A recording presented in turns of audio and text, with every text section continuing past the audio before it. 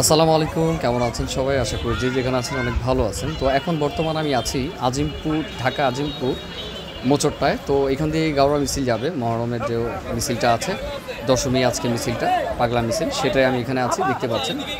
এখানে অনেক লোকজন আছে। তো ভিডিওটা অবশ্যই ফুল দেখার চেষ্টা করবেন, অবশ্যই আমাকে সাপোর্ট করবেন, একটি সাবস্ক্রাইব করবেন। তো দেখতে থাকুন, ভিডিওটি ফুল দেখার চেষ্টা করবেন।